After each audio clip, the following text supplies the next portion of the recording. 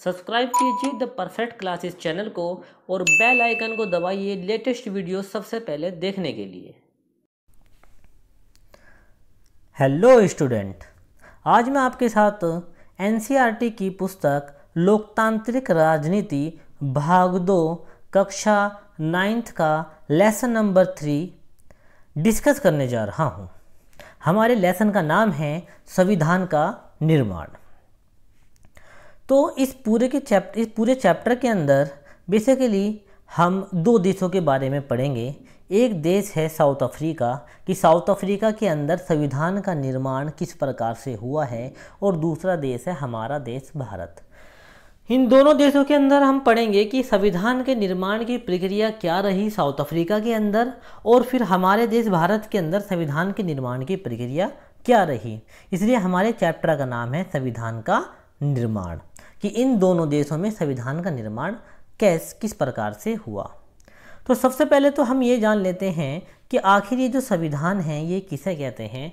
अगर मैं आपको आसान भाषा में बताऊं कि संविधान क्या होता है, तो जो संविधान है, संविधान कानून की एक ऐसी किताब है जिसके अनुसार किसी भी देश के शासन को चलाया जाता है, यानी कानून की किताब है संविधान। अब हम पढ़ लेते हैं जो यहाँ पर लिखा हुआ है। कुछ बुनियादी नियम हैं जिसका पालन नागरिकों और सरकार दोनों को करना होता है। ऐसे सभी नियमों का सम्मिलित रूप संविधान कहलाता है। ये भी एक संविधान की डेफिनेशन है। इसके बाद संविधान एक ऐसा कानूनी दस्तावेज है जिसके अनुसार किसी भी देश की शासन व्यवस्था को चलाया जाता है। जैसे कि मैंने बताया कि संविधान जो है एक ऐसा कानूनी दस्तावेज है या कानून की किताब है जिसके अनुसार किसी भी देश की शासन व्यवस्था को चलाया जाता है। ये बहुत ही आसान डेफिनेशन है। तो आपको पता लगा संविधान क्या होता है? कानून की किताब है जिसके अनुसार देश चलता है। संविधान देश का सर्वोच्च कानून है। संविधान जो है देश का सर्वोच्च कानून होता है हमारा संविधान।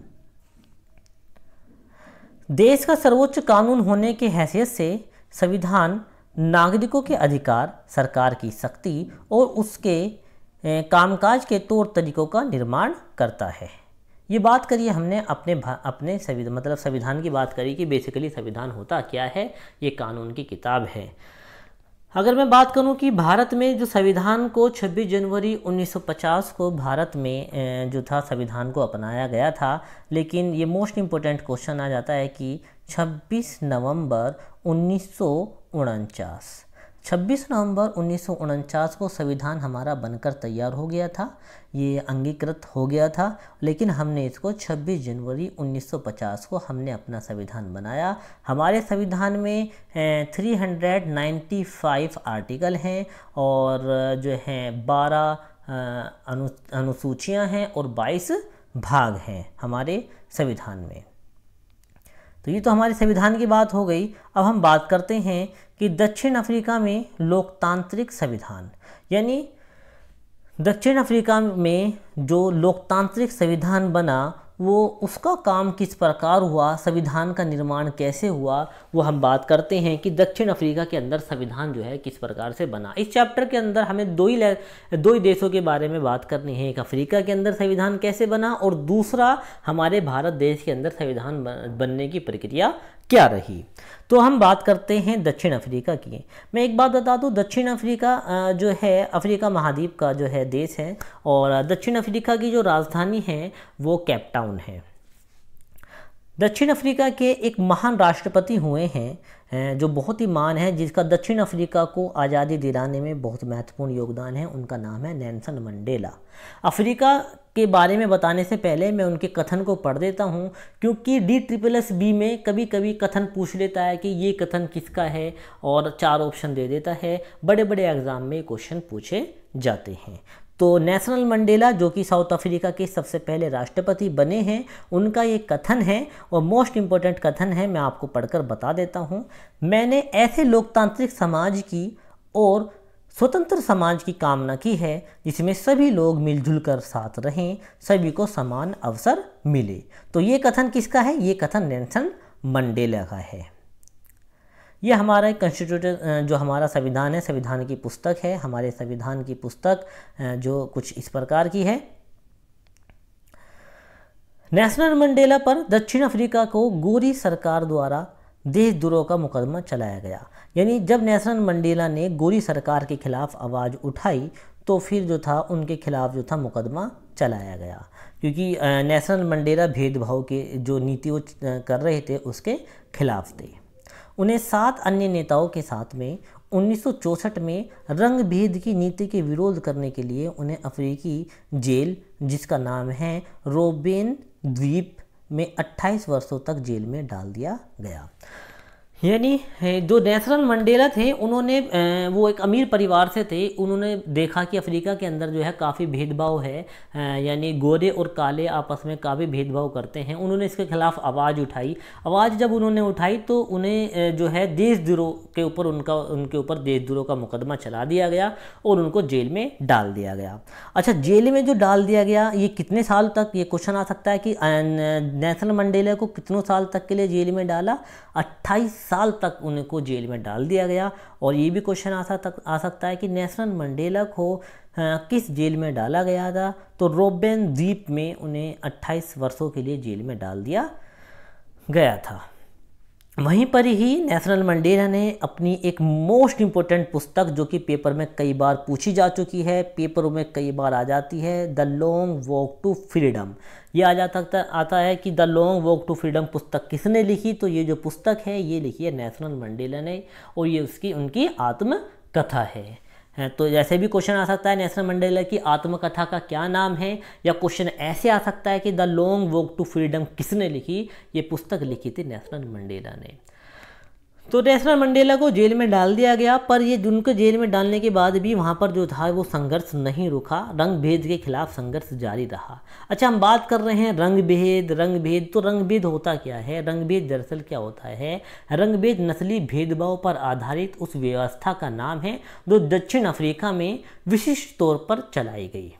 यानी नस्ली भेदभाव पर आधारित जो रंग भेद है क्या? रंग भेद की नीति, तो रंग भेद नस्ली भेदभाव पर आधारित उस व्यवस्था का नाम है जो दक्षिण अफ्रीका में विशिष्ट तौर पर चलाई गई। यानी कि गोरे लोग काले लोगों के साथ जो भेदभाव करते थे, यानी गोरे लोगों का काले लोगों के साथ में भेदभाव करना ही नस्ली रंग भेद जो है कहलाता है। इसके बाद हम आगे बढ़ते हैं। 17वीं और 18वीं शताब्दी में व्यापार करने आई जो यूरोप की कंपनी थी, कंपनी ने दक्षिण अफ्रीका को भी उसी प्रकार गुलाम बनाया जिस प्रकार भारत को काफ़ी भारी संख्या में भारत को गुलाम बनाया था। यानी जो कंपनी के तौर पर ये व्यापार करने के लिए अफ्रीका के अंदर आए थे और अफ्रीका के अंदर गोरे लोग आकर बस गए, जिस प्रकार भारत में आकर बस गए थे उसी प्रकार वहाँ पर ये आकर बस गए, और बसने के बाद उन्होंने उनको गुलाम बना दिया। काफ़ी भारी संख्या में यहाँ गोरे लोग बस गए और काली चमड़ी वालों के साथ में रंगभेद इन्होंने शुरू कर दिया। और मैंने रंगभेद के बारे में बता ही चुका हूँ कि काले और गोरों में भेदभाव करना या ये जो है रंगभेद कहलाता है, और ये दक्षिण अफ्रीका में रंगभेद जो था काफ़ी प्रचलित था। रंगभेद की राजनीति ने लोगों को उनकी चमड़ी के आधार पर बांट दिया, यानी कि लोगों को अब उनकी चमड़ी के आधार पर उनको जो था वहाँ पर बांट दिया। दक्षिण अफ्रीका के अंदर स्थानीय लोगों की जो चमड़ी थी उनका रंग काला होता था, उन्हें अश्वेत कहा जाता था। जो दक्षिण अफ्रीका के जो मूल निवासी थे उनकी जो रंग था वो काला था, जिसके कारण उनको अश्वेत कहा जाता था। जबकि जो अंग्रेज लोग थे उनका रंग गोरा था और उनको श्वेत कहा जाता था। श्वेत और अश्वेत के अलावा वह मिश्रित चमड़ी वाले भी थे जिन्हें रंगीन चमड़ी वाला कहा जाता था। क्वेश्चन, रंगीन चमड़ी वाले कौन थे? रंगीन चमड़ी वाले मिश्रित चमड़ी वालों को रंगीन चमड़ी वाला कहा जाता था। गोरे शासक गोरों के अतिरिक्त शेष सभी को नीचा मानते थे, उन्हें वोट का अधिकार भी नहीं था। जो गोरे लोग थे वो अपने अलावा सभी को जो था वो नीचा मानते थे और दूसरे लोगों को वहाँ पर वोट का अधिकार भी नहीं था। वोट का अधिकार भी गोरे लोगों को ही था। और इसके अलावा मैं बता दूं कि जैसे कि रेलगाड़ी, बस, टैक्सी, होटल, अस्पताल, स्कूल आदि में गोरे और कालों के लिए एकदम अलग अलग इंतज़ाम थे। यानी गोरे लोगों के लिए अलग इंतज़ाम है और काले लोगों के लिए अलग इंतज़ाम है। इसे पृथक्करण कहा जाता है। इसको क्या कहा जाता है? पृथक्करण कहा जाता है। यानी कि गोरे और काले लोगों के लिए अलग अलग इंतज़ाम थे, जिसको पृथक्करण की व्यवस्था वहाँ पर कही गई। अश्वेतों को संगठन बनाने व विरोध करने का अधिकार नहीं था। जो अश्वेत थे उनको संगठन बनाने का भी अधिकार नहीं था, विरोध करने का भी अधिकार नहीं था। अभी हमने पढ़ा, जैसे ही नेल्सन मंडेला ने इसका विरोध किया उनको 28 साल के लिए जेल में डाल दिया गया। अफ्रीकन नेशनल कांग्रेस के झंडे तले दक्षिण अफ्रीकियों ने 1950 से ही गोरों के विरुद्ध आज़ादी की लड़ाई लड़ी। तो दक्षिण अफ्रीका के लोगों ने किसके झंडे के तले आज़ादी की लड़ाई लड़ी, ऐसा भी क्वेश्चन आ जाता है, तो वह है अफ्रीकन नेशनल कांग्रेस। इसके झंडे के तले उन्होंने आज़ादी की लड़ाई वहाँ पर 1950 से ही शुरू कर दी। कम्युनिस्ट पार्टी व मजदूर संगठन भी इसमें साथ आ गए। जो कम्युनिस्ट पार्टी, मजदूर संगठन भी उनके साथ आ गए। अब जो है अफ्रीकन नेशनल पार्टी के झंडे तले अब लोग जो है आगे बढ़े और अंग्रेज़ों के खिलाफ इन्होंने अभियान छेड़ दिया अपनी आज़ादी के लिए। फिर धीरे धीरे वो अपने एक नए संविधान की ओर बढ़े। संघर्ष बढ़ता चला गया। सरकार अपना शासन कायम नहीं रख सकती थी, क्योंकि संघर्ष जो था विरोध पकड़ रहा था और काफ़ी सपोर्ट उनको मिलता जा रहा था। तो सरकार जो था अपना शासन कायम नहीं रख पा रही थी। सरकार ने फिर अपनी नीतियों में परिवर्तन करना शुरू कर दिया। सरकार ने अपनी नीतियों में परिवर्तन किया और भेदभाव वाले कानून वापस लेने पड़े। जो भेदभाव वाले उन्होंने कानून बना रखे थे अफ्रीका के अंदर गोरे लोगों ने, उन्होंने वहाँ से वापस लेने पड़े उनको। अब क्या क्या कानून उन्होंने वापस लिए, मैं आपको बता दूं कि मीडिया पर लगी पाबंदी हटा दी। जो पाबंदी मीडिया पर लगी हुई थी वो पाबंदी उन्होंने हटा दी। नंबर 2, राजनीतिक दलों से प्रतिबंध हटा लिए, कि राजनीतिक दलों पर जो प्रतिबंध लगे हुए थे वो भी हटा लिए। और नेल्सन मंडेला को 28 वर्ष के बाद रिहा कर दिया। यानी सरकार को झुकना पड़ा और 28 साल के बाद में उन्होंने नेल्सन मंडेला को रिहा किया। अंततः 26 अप्रैल 1994 को दक्षिण अफ्रीका गणराज्य का नया झंडा लहराया और यह एक लोकतांत्रिक देश बन गया। यानी जो अफ्रीका जो आज़ाद हुआ 26 अप्रैल 1994 को साउथ अफ्रीका को आज़ादी मिली। यहाँ से भी क्वेश्चन आपका आ सकता है। दक्षिण अफ्रीका के पहले राष्ट्रपति नेल्सन मंडेला बने और दक्षिण अफ्रीका के जो पहले राष्ट्रपति है वो नेल्सन मंडेला बने। अब दक्षिण अफ्रीका के अंदर जो है नेल्सन मंडेला राष्ट्रपति बन गए हैं। कहीं ना कहीं गोरे लोगों के मन में भी यह है कि हमने इनके साथ काफ़ी अत्याचार किया था, कि ये भी हमारे साथ अब अत्याचार करेंगे, तो उनके मन में भी डर था। और काले लोगों के मन में ये डर था कि कहीं जो था वो दोबारा हम पे हावी ना हो जाएं। दोनों के बीच असमंजस की स्थिति बनी हुई थी। लेकिन काम किस प्रकार से हुआ वो हम बताते हैं। सभी नस्ल के लोगों ने मिलकर एक मिलीजुली सरकार का गठन किया। लेकिन क्या हुआ कि सभी नस्ल के लोगों ने मिलकर जो था एक मिलीजुली सरकार का गठन किया। उन्होंने कहा कि आइए अब सभी नस्लों तथा स्त्री पुरुष की समानता, लोकतांत्रिक मूल्यों, सामाजिक न्याय और मानवाधिकार पर आधारित नए दक्षिण अफ्रीका का निर्माण करें। यानी उन्होंने कहा कि ऐसे दक्षिण अफ्रीका का अब हम निर्माण करेंगे जो नस्लों तथा स्त्री पुरुषों की समानता, लोकतांत्रिक मूल्यों, सामाजिक न्याय और मानवाधिकार पर आधारित होगा। यानी वहाँ पर सभी को समानता मिलेगी, किसी के साथ न्याय नहीं होगा और वो एक लोकतांत्रिक होगा। तो इस प्रकार के उन्होंने एक अपना आदर्श संविधान प्रस्तुत किया। 2 साल चर्चा और बहस के पश्चात जो संविधान बना वैसा अच्छा संविधान दुनिया में कहीं नहीं बना था। दक्षिण अफ्रीका का संविधान इतिहास और भविष्य दोनों की बात करता है। तो क्वेश्चन ये आ जाए कि कौन सा संविधान इतिहास और भविष्य की बात करता है, तो दक्षिण अफ्रीका का संविधान इतिहास और भविष्य दोनों की बात करता है।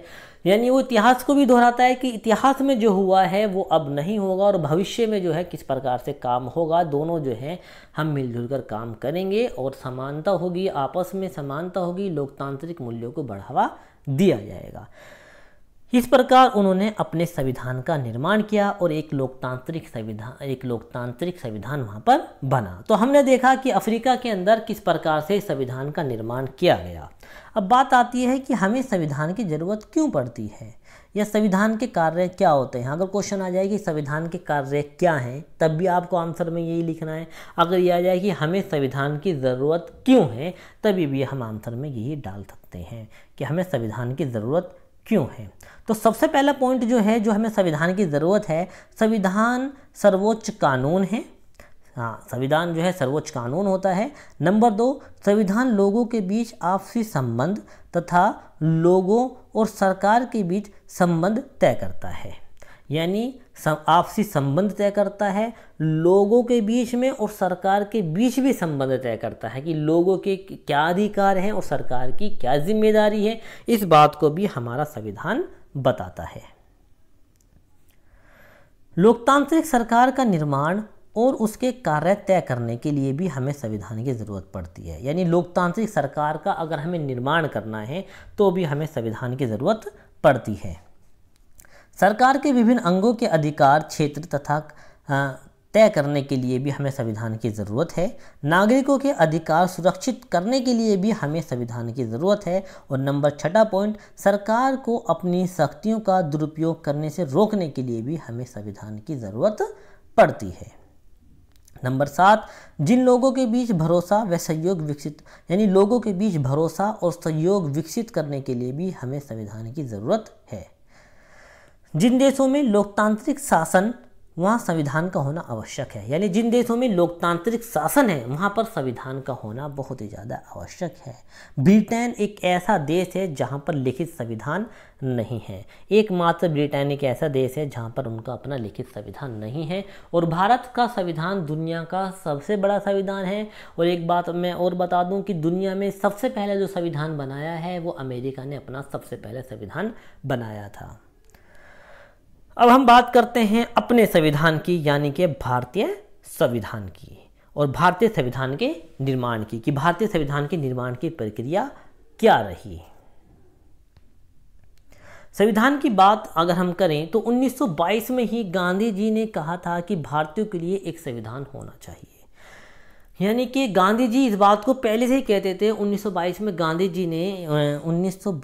गांधी जी ने कहा था कि भारतीयों के लिए एक संविधान होना चाहिए। फिर उसके बाद में 1928 में मोतीलाल नेहरू और कांग्रेस के 8 नेताओं ने भारत का एक संविधान लिखा। 1928 में मोतीलाल नेहरू ने भी भारत का एक संविधान लिखा था 1928 में।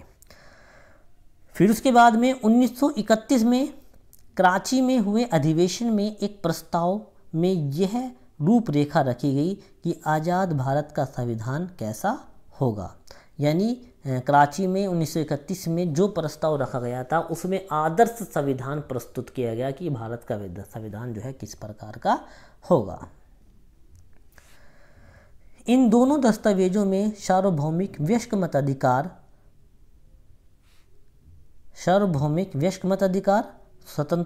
स्वतंत्रता, समानता का अधिकार और अल्पसंख्यकों के अधिकारों की रक्षा की बात कही गई थी। ये दोनों दस्तावेज थे जो मोतीलाल नेहरू ने 1928 में संविधान बनाया था और जो 1931 में जो संविधान की रूपरेखा तय की गई थी, उन दोनों के अंदर ये बात कॉमन थी कि सार्वभौमिक वयस्क मताधिकार सभी को मिलेगा, स्वतंत्रता सभी को मिलेगी, समानता होगी, समानता का अधिकार होगा और अल्पसंख्यक के अधिकारों की रक्षा की बात इन दोनों दस्तावेजों में की गई थी। 1937 के बाद में ब्रिटिश शासन वाले भारत में प्रादेशिक असेंबलियों के लिए चुनाव कराए गए। यानी 1937 के बाद चुनाव कराए गए। इनमें बनी सरकार पूरी तरह से लोकतांत्रिक नहीं थी। यानी ब्रिटिश शासन वाले भारत में प्रदेश असेंबलियों के लिए चुनाव कब कराए गए? 1937 में वो चुनाव कराए गए थे। फिर हम बात करते हैं कि भारतीय संविधान में 1935 के प्रावधान जो हैं भारत शासन अधिनियम वैसा का वैसा ही अपना लिया गया। यानी जो 1935 के जो अधिनियम थे उनको हमारे संविधान में, क्योंकि उनकी बातें हमारे संविधान बनाने वालों को काफ़ी अच्छे लगी, 1935 के जो प्रावधान थे वो वैसे की वैसे हमारे संविधान में अपना लिए गए। हमारे अनेक नेता फ्रांसीसी क्रांति के आदर्शों, ब्रिटेन के संसदीय लोकतंत्र के कामकाज और अमेरिका के अधिकारों की सूची से काफ़ी प्रभावित थे। यानी जो हमारे देश के नेता थे फ्रांसीसी क्रांति से, जो कि 1789 में हुई थी, काफ़ी प्रभावित थे और वह उनके आदर्शों से, ब्रिटेन के संसदीय लोकतंत्र से, यानी हमने ब्रिटेन से जो लिया है संसदनात्मक प्रणाली ब्रिटेन से ली, काफ़ी अच्छी लगी, और उसके कामकाज से, अमेरिका के अधिकारों से, तो हमने मौलिक अधिकार कहाँ से लिए हैं? अमेरिका से, क्योंकि वहाँ से हम काफ़ी प्रभावित थे। इन सभी चीज़ों ने हमारे संविधान के निर्माण में मदद की है। इन सभी चीज़ों ने भी हमारे संविधान में मदद की। मैं एक बात और बता दूं, इससे पहले 1940 के अंदर भी जो था 1940 में अगस्त प्रस्ताव आया था, जिसमें अंग्रेज़ों ने संविधान की बात को स्वीकार की थी और ये कहा था कि भारतीय संविधान का निर्माण होगा, और भारतीय राष्ट्रीय कांग्रेस ने इस बात को स्वीकार नहीं किया था, क्योंकि उन्होंने कहा था कि भारतीय संविधान सभा होगी जिसमें मुख्यतः भारतीय होंगे, यानी कुछ अंग्रेज भी होंगे। तो इस बात को भारतीय राष्ट्रीय कांग्रेस ने मना कर दिया था 1940 के अंदर, जो अगस्त प्रस्ताव आया था।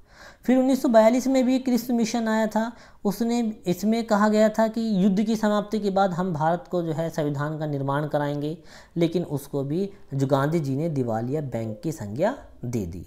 क्वेश्चन आ जा सकता है कि गांधी जी ने दिवालिया बैंक की संज्ञा जो था वो किसे दी है? तो 1942 के अंदर जो हमारा क्रिप्स मिशन आया था और उसमें कहा गया था कि युद्ध के बाद में भारतीय संविधान का निर्माण किया जाएगा, उसको गांधी जी ने दिवालिया बैंक की संज्ञा दी थी। तो हम बात करते हैं अपनी संविधान सभा की। देखो, संविधान सभा का जो गठन हुआ है, संविधान सभा का गठन में बहुत इंपॉर्टेंट क्वेश्चन मैं आपको बता रहा हूँ कि क्वेश्चन आता है कि संविधान सभा का गठन किसकी सिफारिश पर किया गया?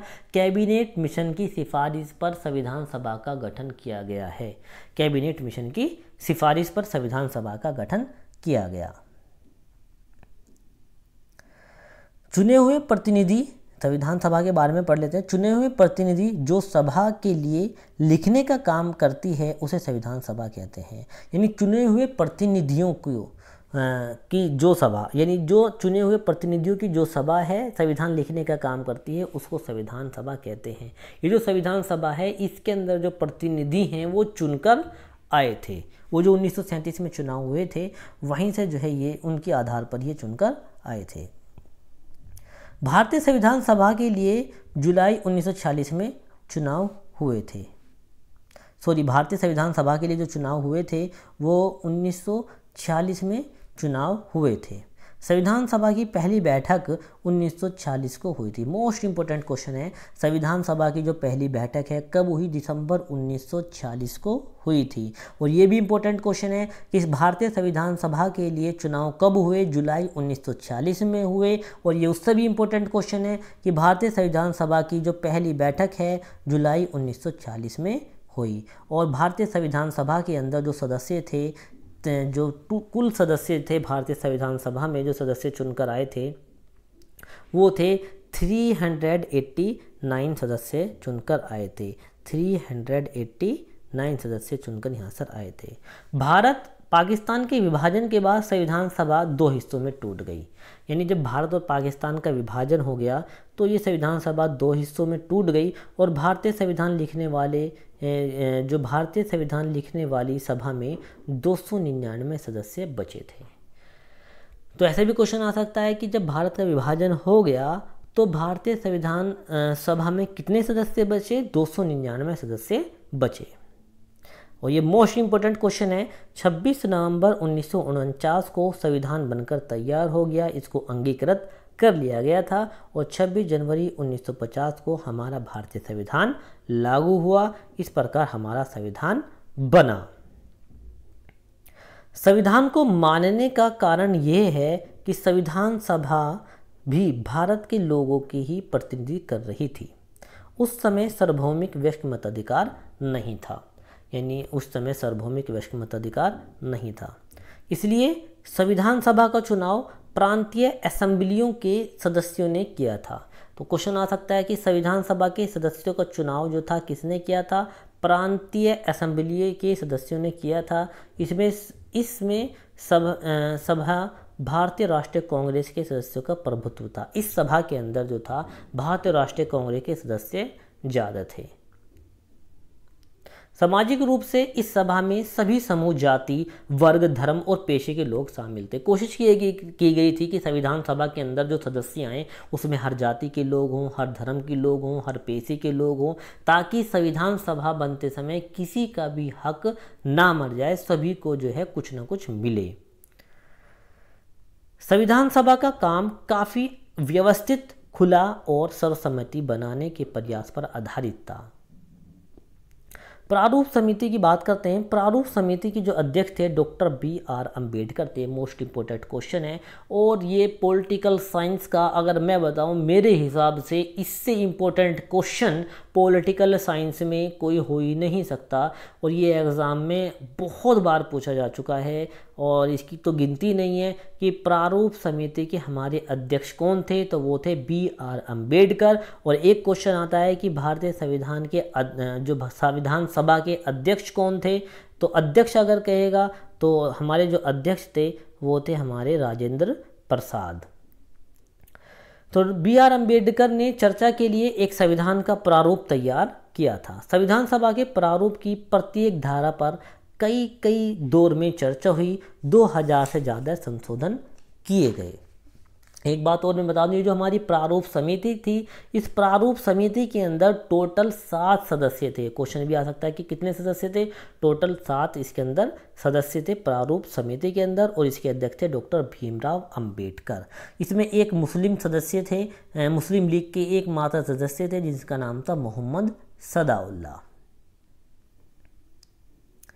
संविधान सभा के प्रारूप की प्रत्येक धारा पर कई दौर में चर्चा हुई। 2000 से ज़्यादा संशोधन पर विचार हुए और जो है 3 वर्षों में 2 वर्ष 11 महीने 18 दिन में कुल 114 दिन की गंभीर चर्चा हुई। यानी हमारे संविधान को बनने में 2 वर्ष 11 महीने 18 दिन का समय लगा।